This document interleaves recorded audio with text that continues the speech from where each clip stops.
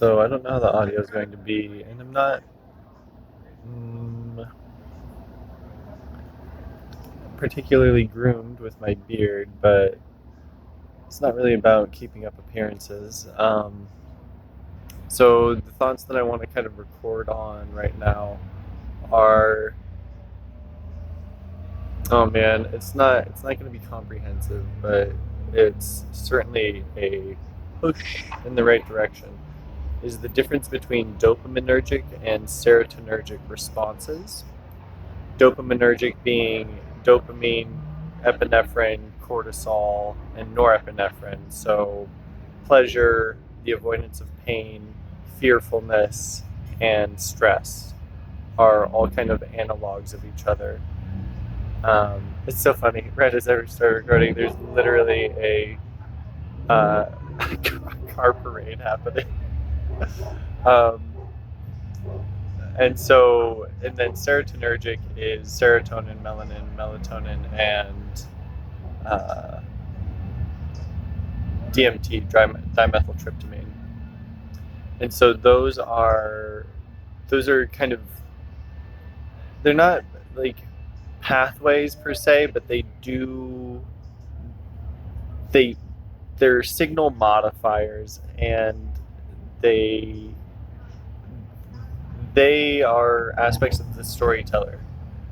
Like, who's the storyteller, and what story are they telling? When it's a dopamine based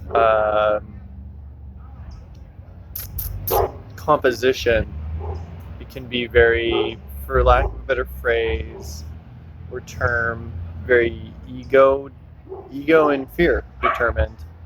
Ego, fear, desire, loss, grief, and wanting determined. And so then when there's, so it could be the same network going through like the limbic system or the midbrain. And then, hold on real quick, there's a wonderful barking dog.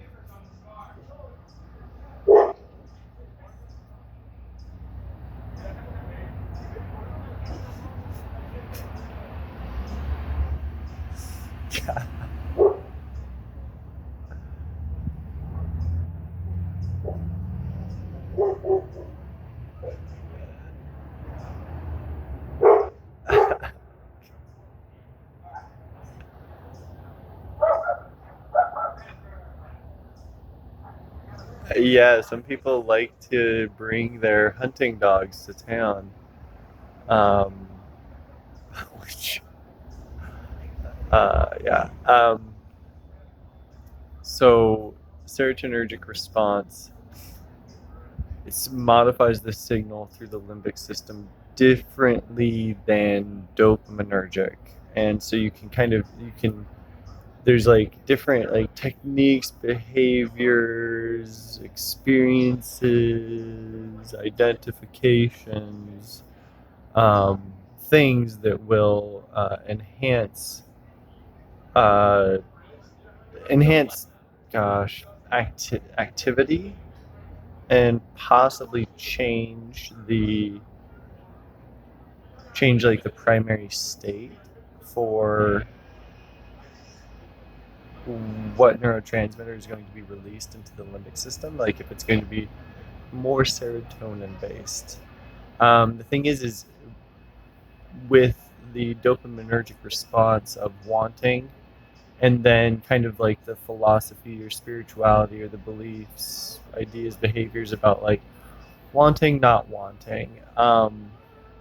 It's not attaching to the complete excision of wanting, like the complete denial of wanting versus not wanting. It's about understanding the proportionality of your circuit running on one set of neurotransmitters versus another set of neurotransmitters. And what can be challenging is the prejudice that people will have. So as soon as you begin forming prejudice against a certain type of neurotransmitter, that's like basically the beginning of an autoimmune condition, because you're effectively saying this this isn't allowed here, but this is a part of nature. This is more natural than than an infinite number of lifetimes. If we're just going to be looking at the biological mechanism that's operating in all things living that I know of, and probably even in things that aren't living. Uh, to be in the denial of it, like the outright, complete, absolute denial of it, and what is seemingly like both a dualistic and non-dualistic approach can end up at that kind of conclusion. And so my thought is more than being in the denial of it as a concept or an idea, the denial of wanting, is to actually just uh, toggle that switch, feel what the sensation is of, like, this is me not wanting, but don't make it about a projection of I need to not want in order to XYZ. Rather, this is just what this, like, I need to turn off the lights in order to sleep, is different than I'm going to experience darkness. And so, similarly, I'm going to experience the state of not wanting. I'm going to conjure the state of not wanting. And the thing is you're gonna, like, you you turn off the lights and you're experiencing darkness, but then you kind of have like this internal vision, that starts playing light. It starts so you're still witnessing light, even though you've intended the experience of darkness, albeit affecting the outside environment. So it's not that in not wanting the wants are not there, it's that that isn't the only voice at the register. That's not the only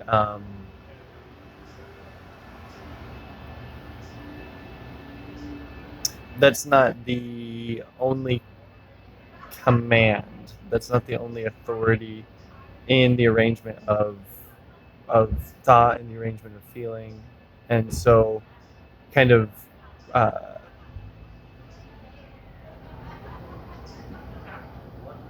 modifying the signal, really just even turning the volume down, just even a fraction of a hair, uh, and then seeing what comes through, say, like quite possibly through the same network, through the same neurons, but a very different signal. And oh man, because it doesn't have to be serotonin, but it's very likely serotonin that would be coming through. And so you have, like, melanin is regarded as, I don't know if I already mentioned this, it's regarded as a molecule of enlightenment. And it kind of makes sense. It's what our body produces when we've had plenty of sun. So melanin, melatonin, our sleeping, our resting, our number one um, balancer of cellular function. Um, Melatonin, dimethyltryptamine, our ability to see it all through us and as a part of us, and then serotonin, calm, happiness.